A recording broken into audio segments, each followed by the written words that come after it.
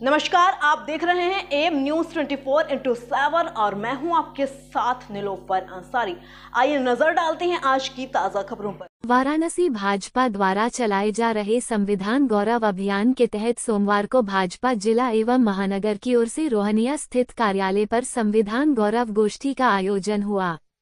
बतौर मुख्य वक्ता उत्तर प्रदेश के उप मुख्यमंत्री केशव प्रसाद मौर्य ने कहा कि कांग्रेस ने भारतीय संविधान के गौरव को कलंकित किया है, जबकि भाजपा सरकार में डॉक्टर अंबेडकर के योगदान को पूरा सम्मान मिला है। उप मुख्यमंत्री केशव प्रसाद मौर्य ने कहा कि भारत के वर्तमान प्रधानमंत्री नरेंद्र मोदी ने बाबा साहब डॉक्टर भीमराव अंबेडकर के योगदान को लगातार सम्मान दिया है।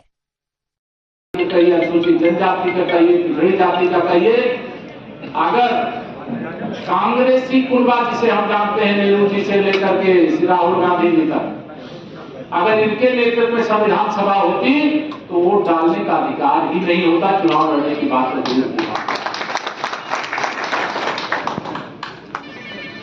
आज यह गौरव हमें देश में हम जो विश्व का सबसे लोकप्रिय और सबसे मजबूत लोकतंत्र अगर भारत में है तो बाबा साहब भीमराव अंबेडकर की और उनके द्वारा बनाए गए संविधान के कारण। अगर आज इस देश के अंदर आप 5 वर्ष के अंदर जो सरकार आपको प्रिय नहीं लगती, जो अच्छा काम नहीं करती, सरकार को बदलने का, विधायक और सांसद को बदल देने का अधिकार अगर आपके पास है, मत तो वोट रूपी अधिकार, वोट रूपी शस्त्र, वोट रूपी लोकतंत्र की ताकत अगर आपके पास है तो उसके आधार पर आप 5 साल में विधायक, सांसद, सरकार बदल सकते हो। या ताकत बाबा साहब भीमराव अंबेडकर और राजनीति करेगी, फूट डालो और राज्य करो, पुष्टि कर रहे बाबा साहब के संविधान की दर दर पर हत्या करने, एक बार नहीं अनेक बार करने। आजादी के बाद इस देश की सरकार का नेतृत्व कौन कर रहा था? कांग्रेस पार्टी कर रही और उसका नेतृत्व कौन कर रहा था?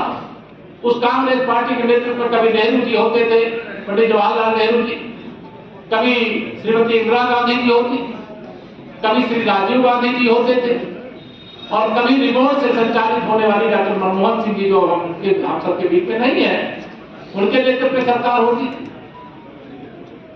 जब ये 60 वर्ष तक सरकार में थे, बाबा साहब को सम्मान दिए क्या? बाबा साहब को भारत रत्न कब मिला? जब भारतीय जनता पार्टी के समर्थन से श्री वीपी सिंह के नेतृत्व में देश में सरकार बनी, तब बाबा साहब को भारत रत्न प्रदान किया। बाबा साहब क्या चाहते थे?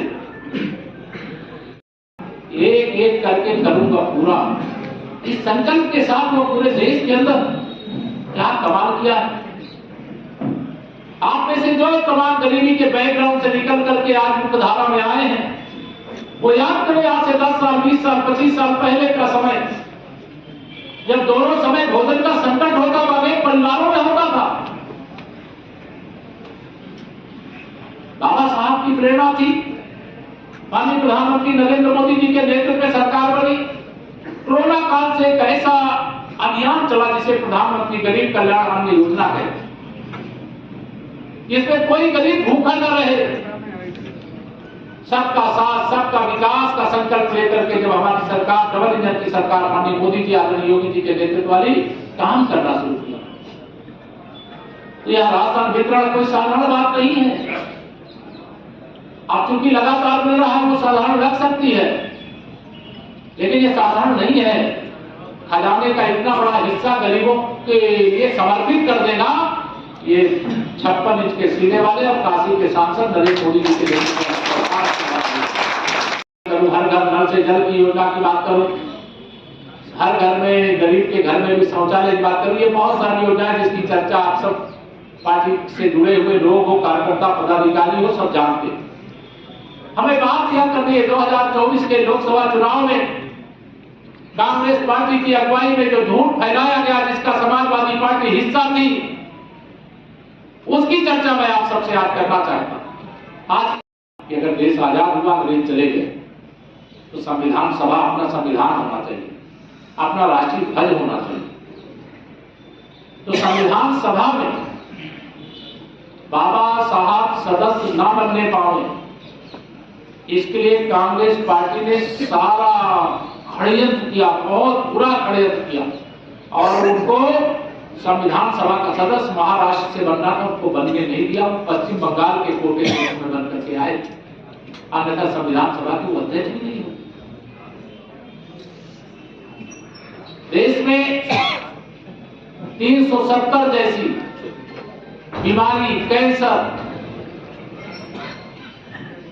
या देश के किसी हिस्से को कमजोर ना बना सके, इसे 370 को विशेष जो अधिकार देने का काम हुआ उसके बाबा साहब विरोध में।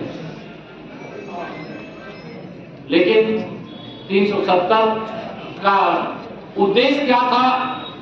आपने देखा आजादी के बाद जम्मू कश्मीर में धारा 370 और 35 से लगा करके मेरे भारत माता के हाथ और पैर में बेड़ियां जकड़ दी गई।